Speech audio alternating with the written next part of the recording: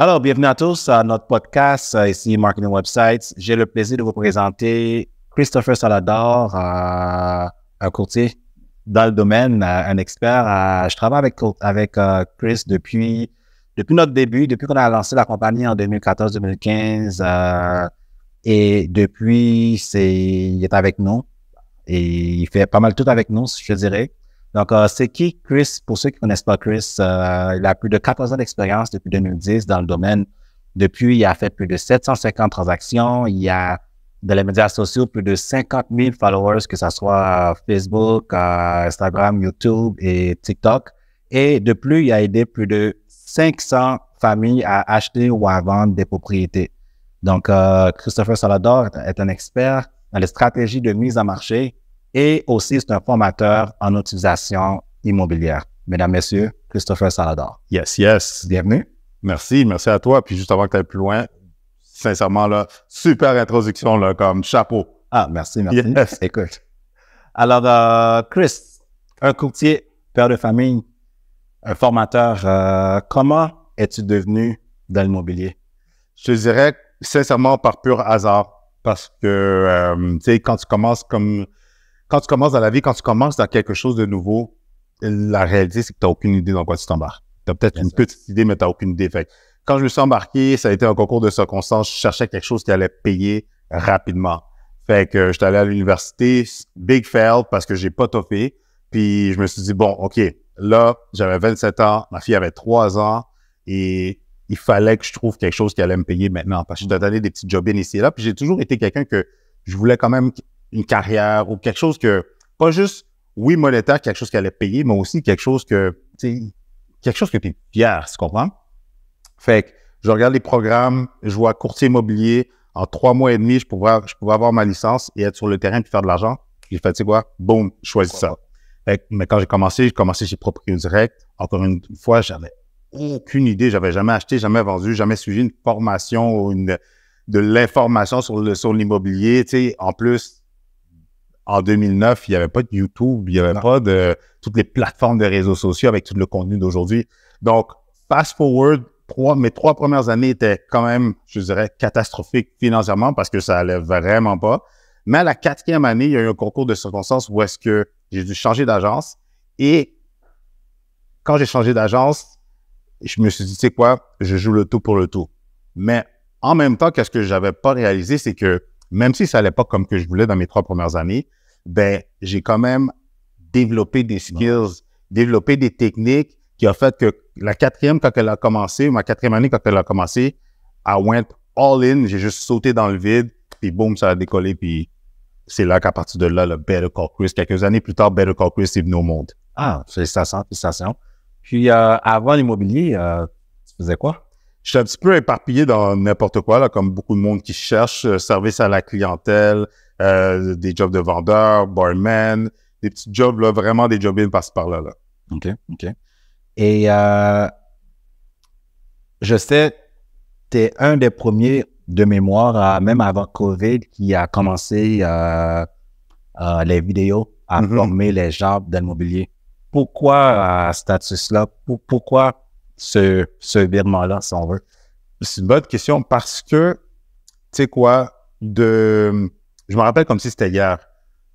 En 2012, Instagram est venu au monde, puis je sais pas pourquoi, j'ai juste cliqué avec la plateforme. Tu sais, il y avait Facebook, mais Instagram, c'est tellement plus simple. Tu mettais des photos avec un petit caption, boum. Puis dans le temps aussi, c'était plus facile d'aller viral.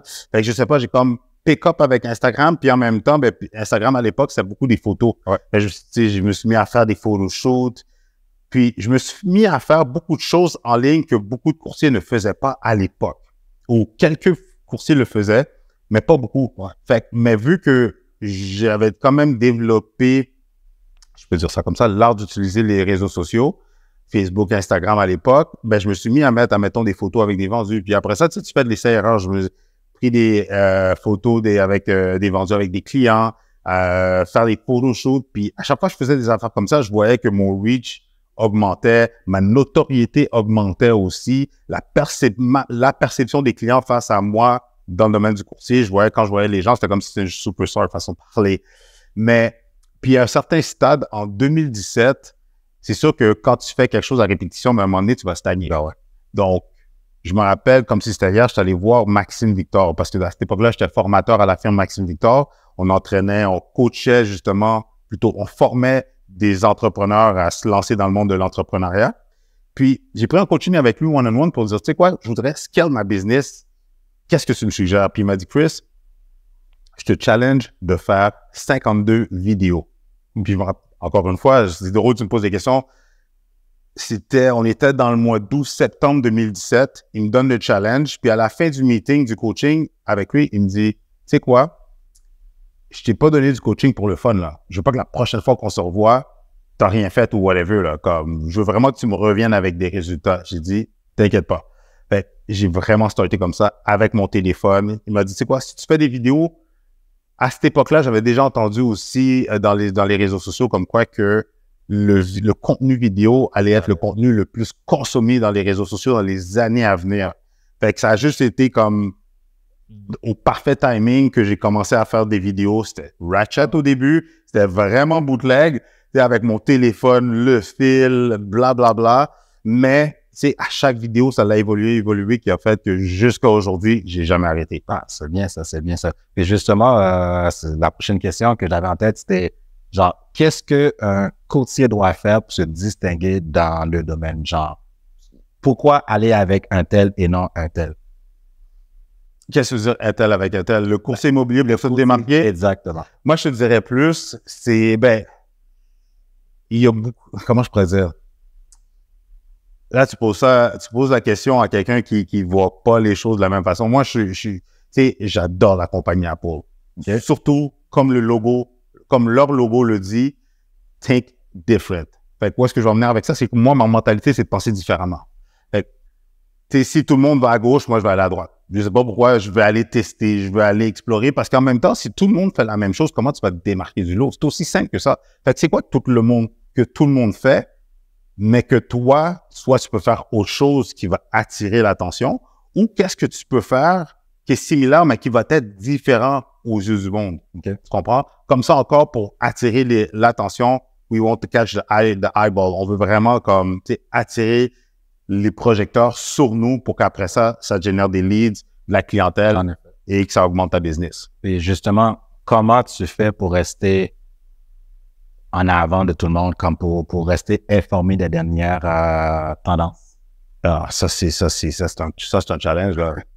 Ça, c'est un challenge. C'est une excellente question parce que tu vois, là, je suis rendu à ma 14e année et pour vrai, j'ai 42 ans, je m'assume, mais des fois, à un moment donné, tu vas faire quelque chose, ça fonctionne, mais qu'est-ce qui aide beaucoup, c'est la compétition.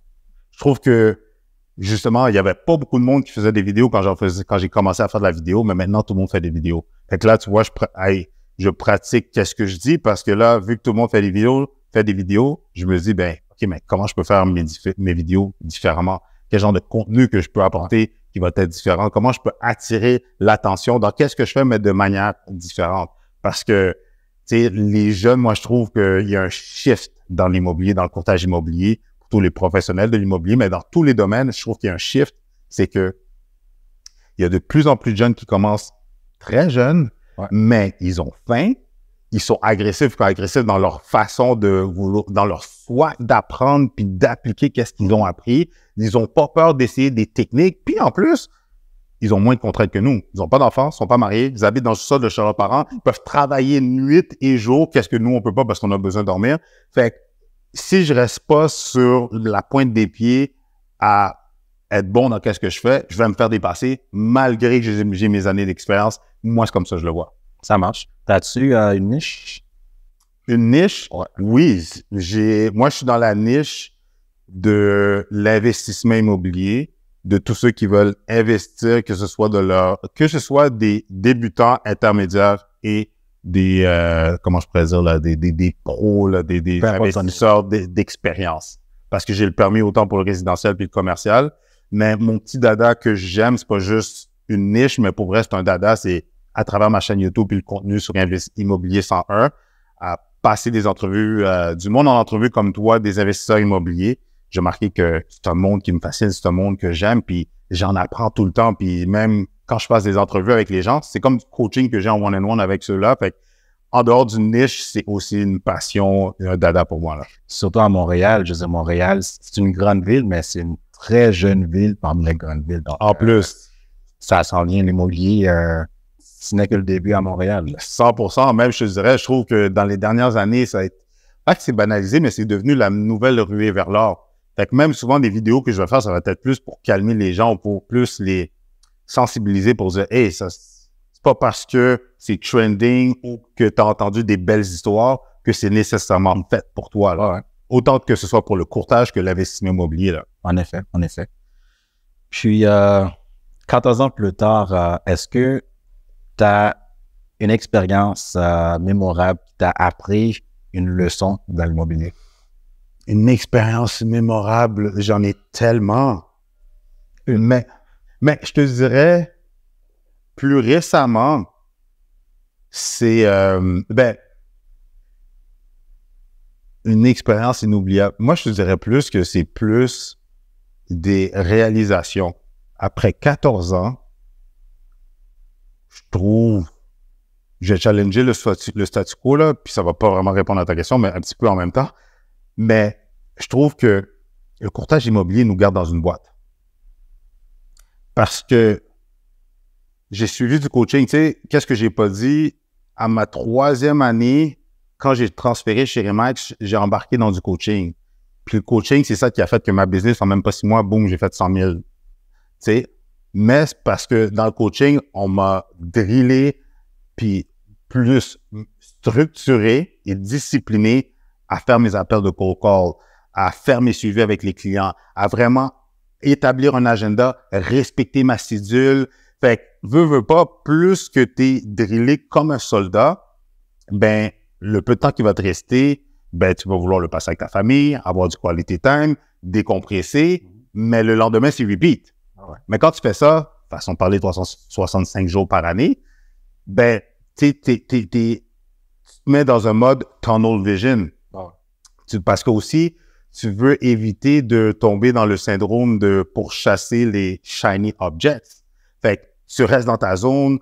OK, fait que là, bon, ben, cette année, je veux faire X nombre de transactions, je veux aider X nombre de familles, je veux atteindre tel chiffre d'affaires, je veux performer, blablabla. Mais l'année passée, pour vrai, je me suis dit, tu sais quoi, une des choses que je fais pas, c'est je fais pas beaucoup de réseautage. Ben, je suis très genre, je vais au bureau, je fais mes affaires, je fais mes appels, je fais mes suivis, je close mes clients, je gèle mes clients. Mais en faisant du réseautage, j'ai remarqué qu'il y avait un autre monde à l'immobilier.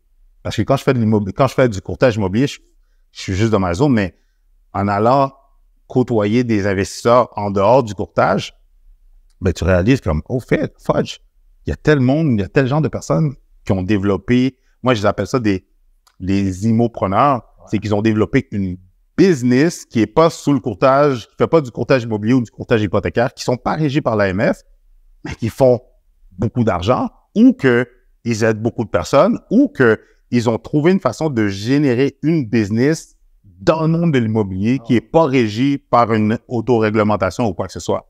Fait que c'était ça plutôt là qui a été ma grande réalisation dernièrement, qui fait en sorte qu'après 14 ans, je me dis, OK, j'ai accompli ça en 14 ans, mais cette autre sphère-là, ça m'intéresse, ça m'intrigue. Comme comment je pourrais jumeler les deux? Fait que c'est là que j'en suis là présentement. OK. C'est drôle que tu en parles parce que ma prochaine question, c'était au niveau du réseautage. C'est quelle importance accordes-tu au réseautage dans l'immobilier? Concours de circonstances, hier, je suis allé dans un 5 à 7 réseautage. Encore une fois, je suis sorti de là mind-blowing. Parce que, encore une fois, j'ai rencontré des personnes que je suis comme, wow, leur drive, leur énergie, l'échange aussi, rencontrer des personnes que c'est pas dans mon bureau de Remax, c'est pas dans mon agence, c'est pas au gym, j'aurais certainement rencontré ces gens-là. Parce que vite, quand tu rencontres les gens, quand tu les croises dans la rue, c'est des fois, tu sais, du small talk ou très rapide, versus là, d'être dans un environnement propice, convivial, où est-ce que tu peux vraiment échanger, connecter avec les gens. Je trouve que c'est wow, puis ça change ta perception de voir les choses, là. Oui, je rencontre souvent des courtiers, ben, nous autres, on essaie d'aller dans beaucoup de conférences justement pour réseauter, pour faire du réseautage et tout. Puis je rencontre quelques courtiers, des fois ils me disent j'aime pas rencontrer le monde et tout. Là, je suis comme t'es courtier, t'es censé vouloir aller rencontrer du monde et tout. Puis comme tu as dit tantôt, quand tu vas dans un 5 à 7 réseautage et tout, c'est un endroit propice pour aller rencontrer et parler à du monde des choses que tu n'as pas le temps de parler. Exact. Au gym ou dans la route, c'est 100%. C'est bien dit, c'est bien dit. C'est drôle parce que tu as dit quelque chose. Tu sais, avant, le terme courtier a été rajouté, là, comme on a switché du terme agent à courtier. Mais comme ce que tu viens de dire, puis c'est qu'est-ce qu'on m'avait dit quand j'ai commencé, est-ce que tu veux être un agent secret ou tu veux être l'agent que tout le monde connaît et que tout le monde réfère? Parce que si tu es un agent que personne connaît puis tu veux pas aller rencontrer des nouvelles personnes, pas serrer des mains, ben tu vas rester un agent secret. Mais comment tu vas avoir une business extraordinaire puis aider plusieurs familles annuellement si personne ne te connaît? C'est bien dit, bien dit. Tantôt, tu parlais que ton dada, c'est justement comme aider les investisseurs, que ça soit des nouveaux, ceux qui ont un peu d'expérience ou ceux des pros et tout. Si je te demanderais 2 conseils à donner à quelqu'un de nouveau qui veut se lancer dans le domaine de l'investissement en immobilier. Moi, je dirais, la première des choses, saute dès maintenant. Si tu n'as pas encore acheté, si tu n'es pas propriétaire ou même si tu es déjà propriétaire, fais le pas dès maintenant pour que tu puisses avoir un bien que tu vas pouvoir utiliser comme tremplin. Et pour être plus précis, prends quasiment n'importe quoi. Assure-toi qu'il n'y a pas de bobo avec la propriété, que c'est pas quelque chose qui va te donner des problèmes, c'est pas un casse-tête, puis surtout que les mensualités, tu es capable, tu es à l'aise avec ça mensuellement. Mais si c'est un bien, même si c'est pas le lot que tu recherches, même si c'est pas la localisation que tu recherches, saute. Pourquoi? Parce que c'est ce bien-là que tu vas acheter qui va te permettre de basculer dans la cour des grands et d'après ça, d'aller faire des plus gros investissements. Tout commence par le premier, puis comme je dis à tout le monde, c'est que avant de courir, il faut apprendre à marcher. Avant de marcher, il faut apprendre à ramper. Avant de ramper, il faut être capable de se tenir debout et de tenir son cou, comme un bébé. C'est la même chose. C'est pas parce que tu as lu plein de livres, suivi plein de formations, suivi plein de vidéos ou des podcasts que tu peux te lancer. Non, il y a des choses que tu dois apprendre, puis comment les apprendre, c'est sur le terrain. C'est quand tu sautes dans l'eau que tu vas apprendre à nager et non en lisant des livres. Donc, commence avec n'importe quoi, fais-toi les dents, forme-toi avec ce bien-là, crée de la valeur pour qu'après ça, tu puisses le revendre et après ça, boum, aller dans quelque chose de plus gros et ainsi de suite. Intéressant, intéressant.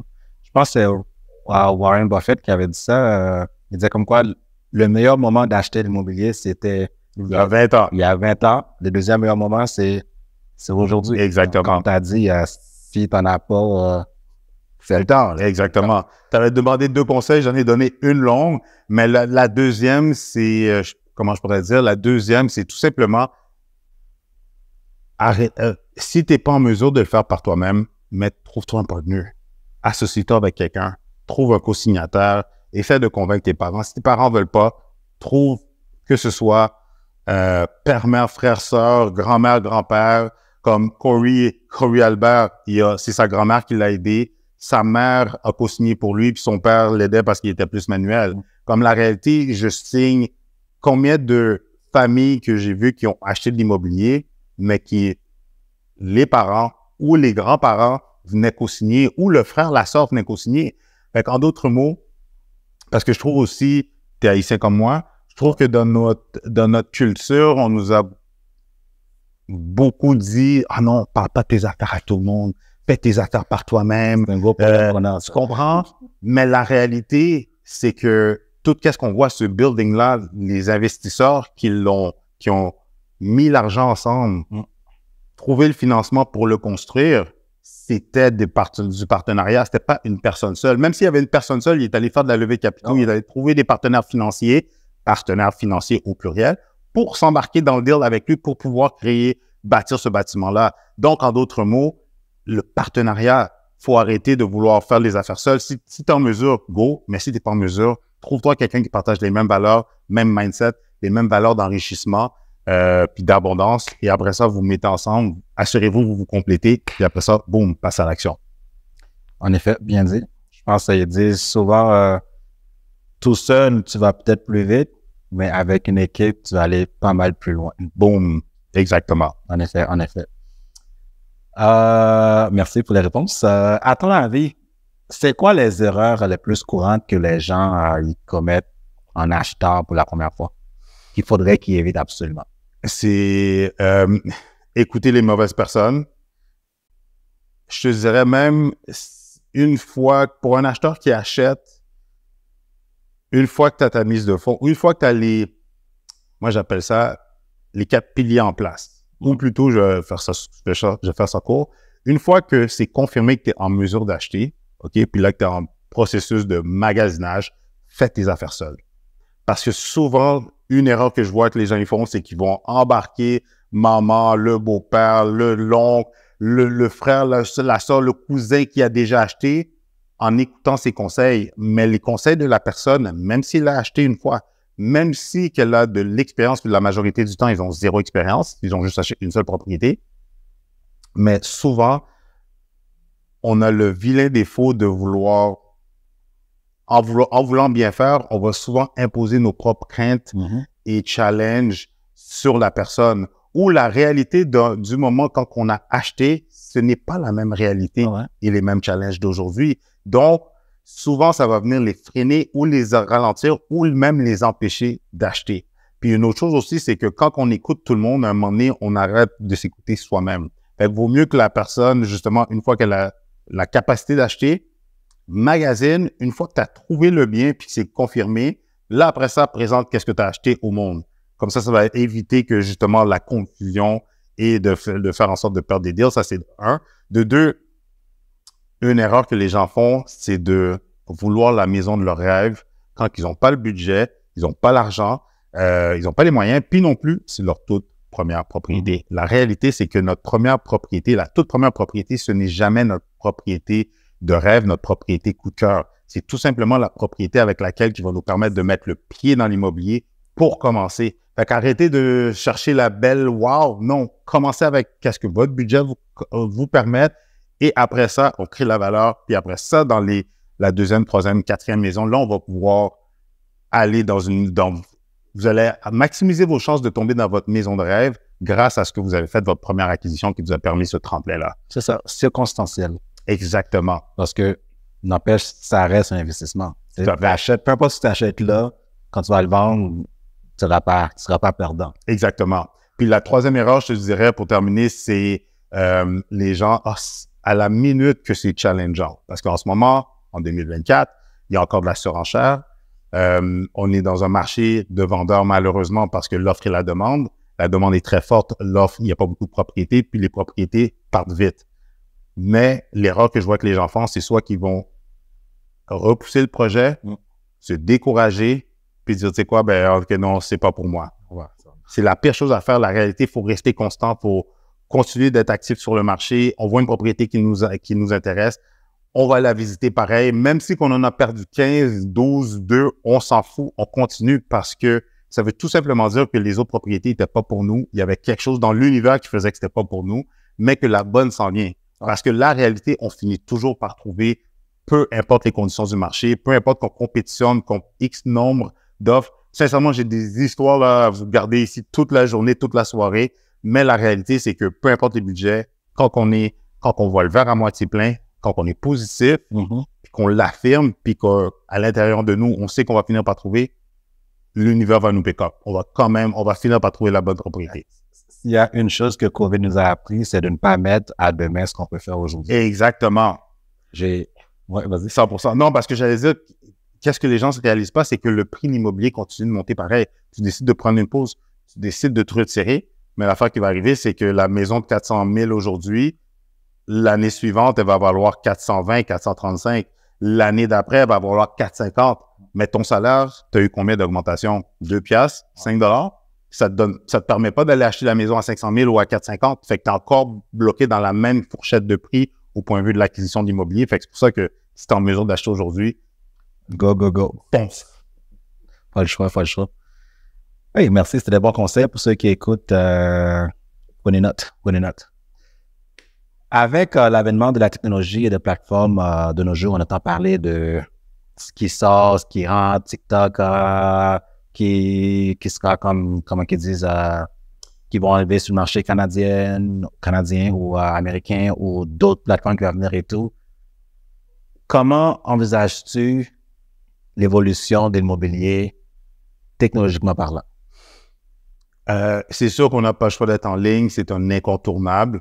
Je trouve qu'au contraire, la réalité, c'est que ça nous facilite, ça nous permet d'avoir des outils qui facilitent tout, autant du point de vue d'acheteur, d'un investisseur, d'un vendeur ou dans le courtage aussi. Juste ChatGPT pour formuler des textes différents, intéressants, que ce soit des réseaux sociaux qui nous permettent de rejoindre des milliers de personnes en un clic et en quelques secondes. Tu comprends? Fait que moi, je trouve que c'est positif.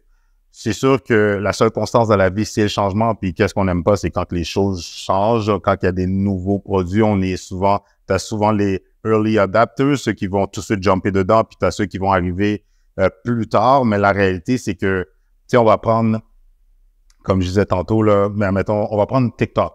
Mais TikTok, dans les premières années de TikTok, c'était tellement facile de devenir viral, de grossir un gros follower de personnes qui sont intéressées, qui te suivent, qui aiment ton contenu, qui veulent en savoir plus sur la personne, puis que éventuellement, qui vont sûrement faire affaire avec toi ou te référer.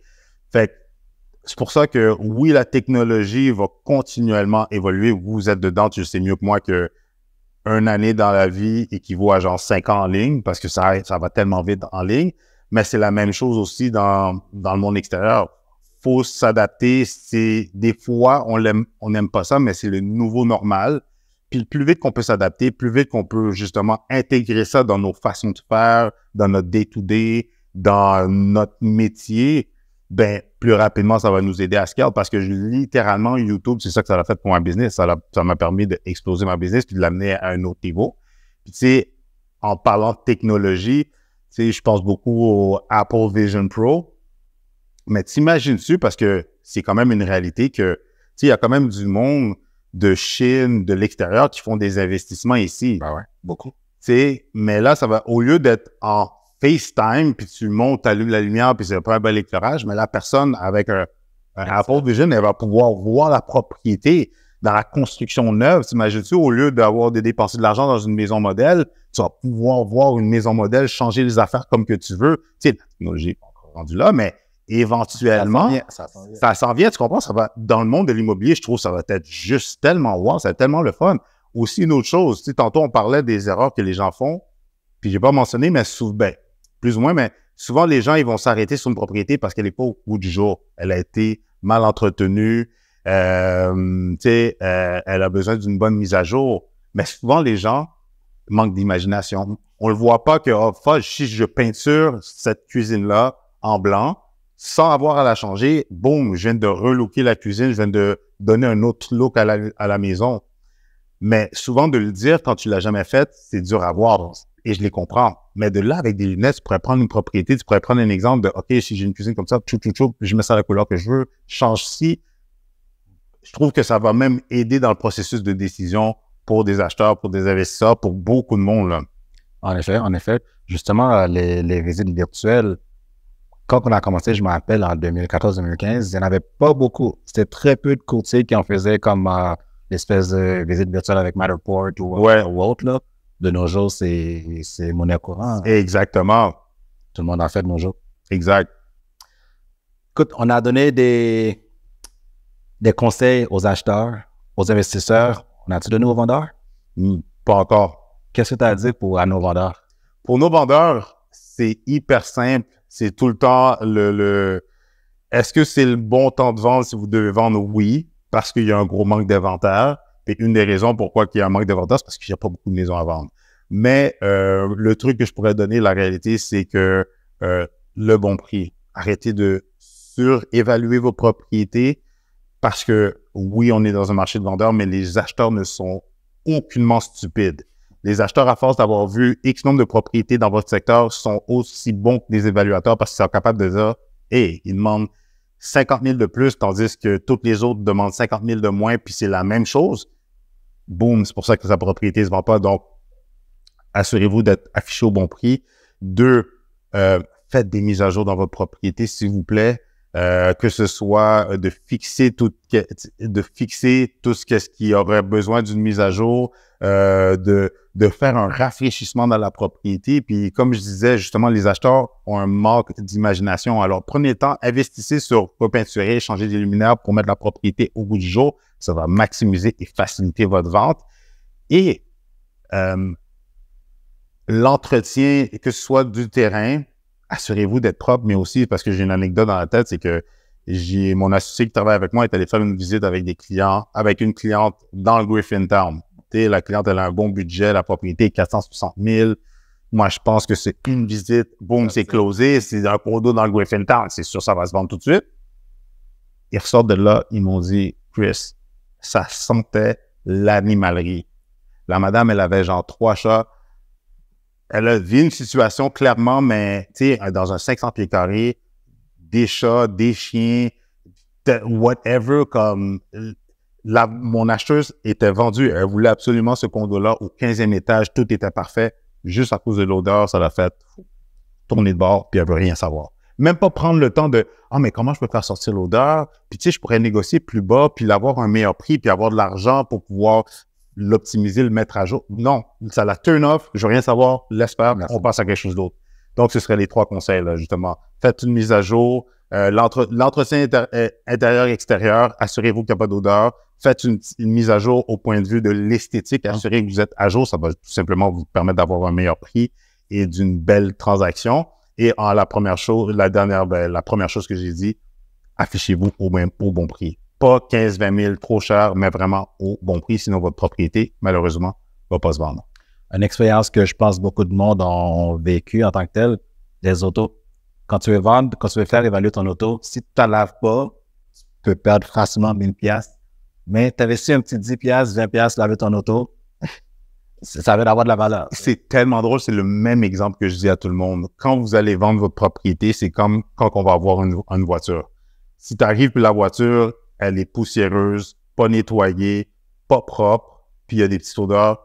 Même si c'est la voiture que tu veux, tu vas faire quoi? Non, je suis pas intéressé. Merci. Mais la même voiture qui sort du compound, qui sent bon, qui la masse spick and span, tu peux passer ton doigt, il n'y a même pas une trace de poussière. Qu'est-ce que tu fais? Tu arrives, tu n'es même pas rentré dedans, tu es comme, je la veux. Même si tu la veux pas, tu la veux. Exactement, en plus. Bon, on a fait investisseur, acheteur, vendeur. Yes. On peut pas oublier les courtiers. Yes. As-tu des conseils pour les nouveaux courtiers? Parce que comme tu as dit tantôt, de nos jours, il y a beaucoup de courtiers, 19 ans. Je pense que j'ai vu dans une équipe sur Facebook, un courtier, il avait 19 ans. Tu sais, avant, il n'y avait pas ça, là. Non. Donc, quel conseil donnerais-tu à nos nouveaux courtiers qui viennent de commencer?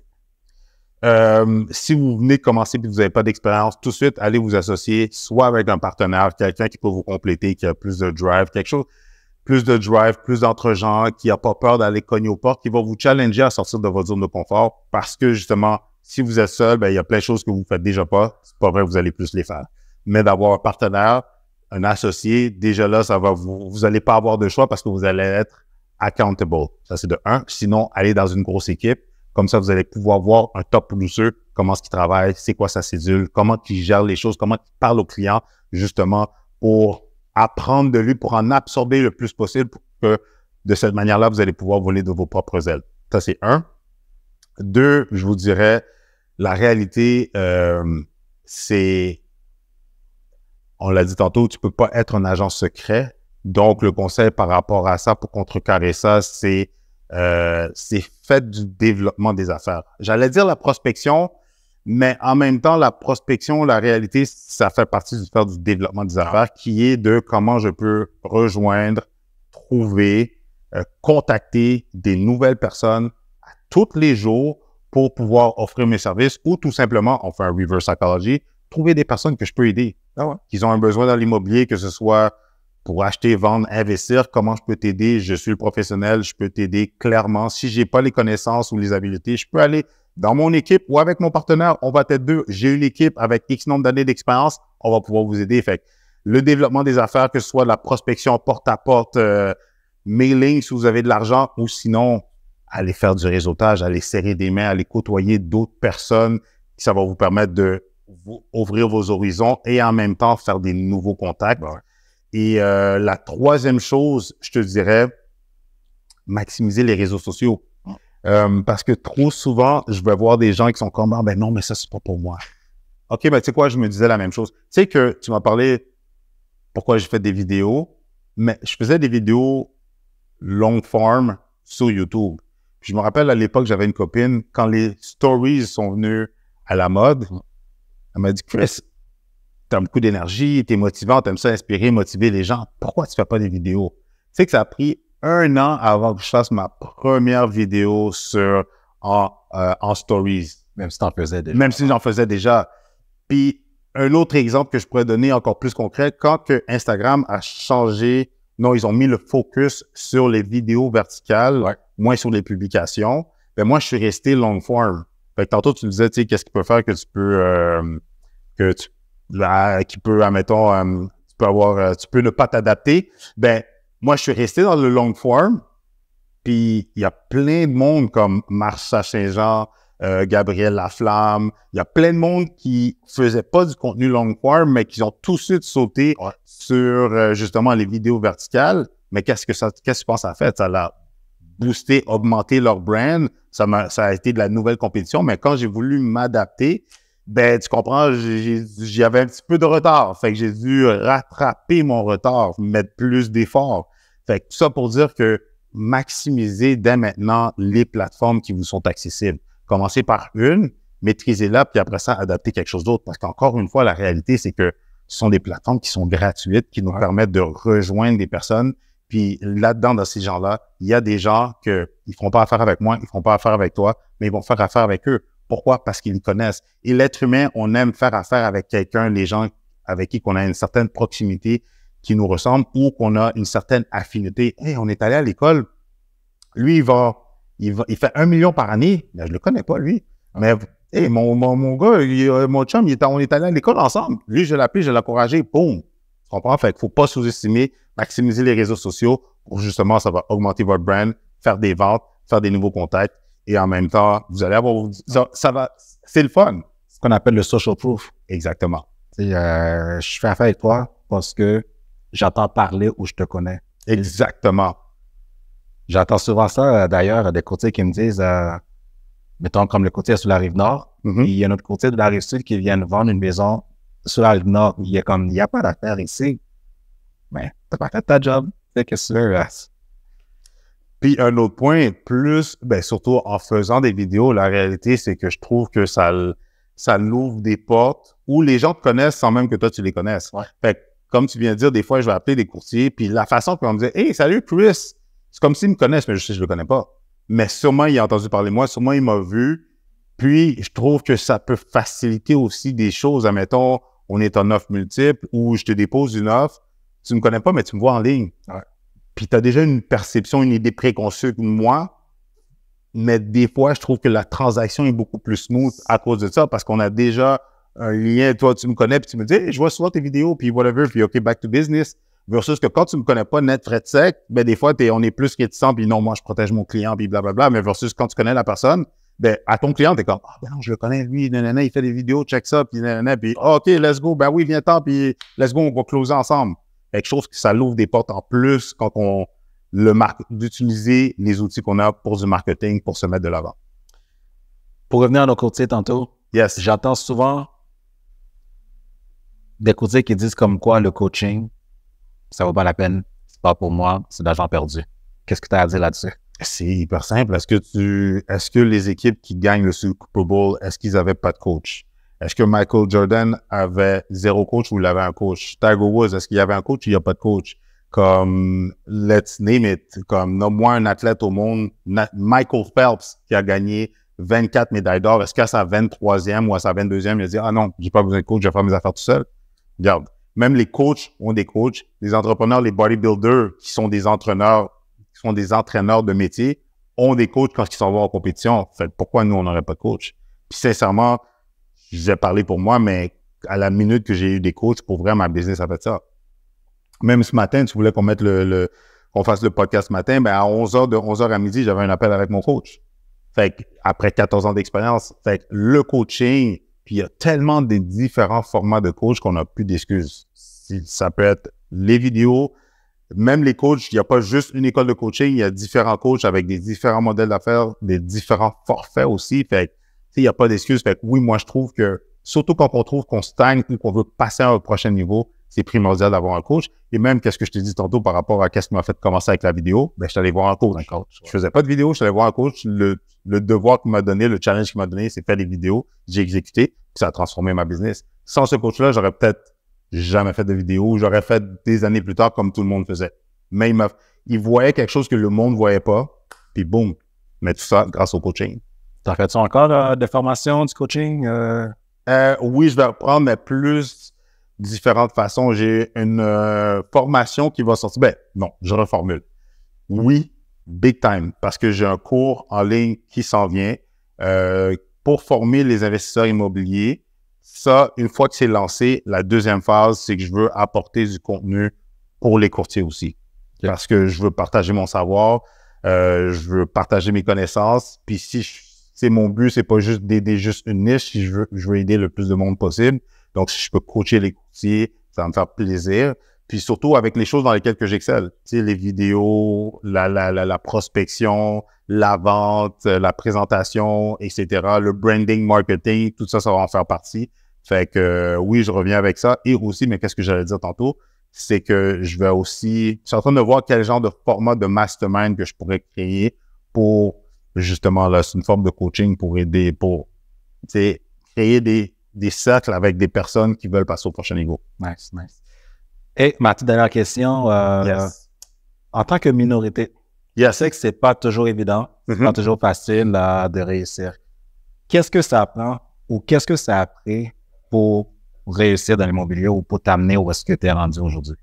Je vais être franc avec toi. Si d'autres, tu me poses la question, mais moi, je te dirais de la naïveté. Ça prend ça? Non, ça prend pas ça, justement. Mais si tu me demandes de mon expérience personnelle, c'est pas quelque chose que je pensais. Fait que le fait que j'y pensais pas, ça m'arrêtait pas. Est-ce que je me suis fait dire non peut-être à cause de ça? Peut-être. But who cares? Tu comprends? Ça m'a pas arrêté. Puis, tu sais, j'ai aussi une autre chose, c'est que j'ai commencé, j'avais 27 ans, j'étais jeune. Quand j'ai commencé en immobilier en 2010, faut comprendre que ma génération, la majorité des gens, le 3/4 avaient des mauvais crédits, puis l'autre partie qui restait, ben, plus que la moitié, non, je veux dire, plus que la moitié avaient des mauvais crédits, puis le reste, ben, ceux qui n'avaient pas de mauvais crédits, ben, ils avaient soit déjà acheté une propriété. Fait que j'avais pas le choix de faire de la prospection. Et aussi, qu'est-ce que je me suis rendu compte, puis ça, c'était ma génération, mais sinon, le monde qui était déjà propriétaire ou qui achetait, c'était tout plus vieux que moi, c'était tout des têtes grises du monde de la quarantaine. Moi, j'étais fin vingtaine, eux autres étaient déjà dans la quarantaine avancée ou plus vieille, des personnes âgées que j'aidais à vendre ou qui voulaient acheter ou blablabla. Fait que moi, je me disais, est-ce qu'ils vont me trouver trop jeune, puis tout ça, mais ma couleur de peau n'a jamais été quelque chose qui allait m'arrêter parce que je me disais juste comme, tu sais, la réalité, comme je disais tantôt, on aime faire affaire avec les gens avec qui nous ressemblent ou qu'on peut se lier d'amitié. Fait que moi, dans ma tête, c'est juste, bon, tu sais, je suis quelqu'un, je suis social, puis j'aime parler aux gens, fait que, tu sais, ça n'a vraiment pas été quelque chose que je m'arrêtais de penser. Mais c'est drôle parce que j'ai plusieurs courtiers qui m'ont posé cette question-là. Puis quand je leur disais que non, ça ne change rien, parce que je préfère pas le voir, comme ça m'arrête. Tu sais, j'ai pas cette excuse-là que je me crée dans ma tête. Je fais juste foncer puis faire qu'est-ce que j'ai à faire. Est-ce que je vais devoir en faire plus? Peut-être. Bon, peut-être ou peut-être pas. Parce que la réalité, je trouve que, tu sais, c'est comme le succès. C'est plus tu plantes des graines, à un moment donné, ça va pousser. Fait que, est-ce que sur le terrain que j'essayais de planter des graines, ça prenait juste plus de temps? Ou whatever. Tu sais, c'était quoi les circonstances de la vie? Mais, tu sais, ça m'a pris 3 ans. Mes 3 premières années, encore une fois, c'était catastrophique financièrement. Je pense que la première année, j'ai fait 30 000, la deuxième, 15 000, la troisième, genre 24 000. Puis, à quatrième, boum, ça a décollé. Mais à combien de nouveaux courtiers de couleur que, ils font 100 fois, ben, pas 100 fois plus, mais je veux dire, eux autres, la première année, ils ont fait genre 100 000, 150, ils ont peut-être même fait 200. Fait que, puis ils sont black comme je suis black. Fait que tu comprends? Je trouve que faut pas... C'est une réalité. Est-ce qu'on va croiser des gens qui vont peut-être nous faire des commentaires, qui vont peut-être nous rabaisser ou nous regarder différemment, ou pas qu'ils vont nous voir, ils vont avoir un choc puis ils vont whatever? Fine! OK, ben la prochaine. Parce que la réalité, le succès, je trouve, surtout quand tu fais de la prospection ou quand tu, justement, success is a numbers game. Mais pour ton numbers game, il faut que tu accumules des noms. Tu sais, le plus que tu sais dire non, c'est que tu te rapproches d'un oui. Ouais. Fait que c'est à cause de ma couleur, que c'est à cause de mon script, j'étais pas super sharp, que c'est à cause de whatever, on s'en fout. Tu veux accumuler des noms pour aller tomber sur un oui. Puis je vais renforcer ce point-là. L'autre fois, j'ai fait une vidéo avec Florian Moncam, shout-out à Florian. Puis lui, il m'a dit une autre chose que lui, admettons, il va même se forcer pour que le monde lui dise non. Parce que quand le monde te dit oui, qu'est-ce que tu as à apprendre? Versus à chaque fois que tu frappes un mur et qu'on te dit non, tu deviens plus sharp. OK, qu'est-ce que je peux changer? Qu'est-ce que je peux adapter? Qu'est-ce que je peux peaufiner, améliorer? Est-ce que c'est mon script? Est-ce que c'est mon look? Est-ce que blablabla? Mais ça fait de quoi? Ça te fait que tu deviens juste meilleur. Fait que même lui, quand il va faire des présentations sur un stage, il va même des fois dire au monde, je vais vous présenter quelque chose, je vais vous présenter mes prix, mais dites non. Puis qu'est-ce qui arrive? Le monde dit oui. C'est fou, hein? Fait que, puis aussi, par rapport à ça, lui, il disait même, admettons, tu dois faire 30 appels dans ta journée. Fait que c'est sûr qu'on veut tout le oui. On voudrait tout que ce soit des oui, mais la réalité, c'est que peut-être ça va t'en prendre 50, pas 50, mais en même temps, peut-être 20 non pour tomber sur un oui. Mais que, admettons, si ton objectif de la journée, c'était 20 appels, tu arrives à 7, on t'a dit oui, tu recommences à 0. Parce que plus que tu vas te faire dire non, tu vas tomber sur des oui, mais le oui, next thing you know, quand tu vas accumuler les oui, c'est ça qui va avoir transformé ta semaine, ton mois, ton trimestre. Après ça, boum, ton année. Bien dit, bien dit. Fait que, est-ce que la couleur est là-dedans? Peut-être. On ne saura jamais. Exactement. Mon père m'a toujours dit, on change ce qu'on peut. Le reste, on fait avec. That's it. Puis moi, je trouve, puis pour renforcer ça, je trouve que qu'est-ce qu'on peut pas changer? Ben, est-ce que c'est pas des atouts déguisés? Comment qu'on peut faire en sorte que ça devienne nos super pouvoirs? En effet. En effet. Sur ce, merci beaucoup, Chris. Yes, je t'ai donné beaucoup de longues réponses à des petites questions, mais j'espère que c'est bien, c'est ce qu'il faut. Puis j'espère que ceux qui nous écoutent et tout vont apprendre de ce qu'on a dit. On a essayé de tout toucher, que ce soit investisseurs, que ce soit des acheteurs, que ce soit des vendeurs, que ce soit des courtiers. On n'a pas touché les influenceurs, mais on va laisser ça pour une prochaine fois. Yes. Alors, une fois de plus, merci, madame, messieurs. Better call Chris. Boom.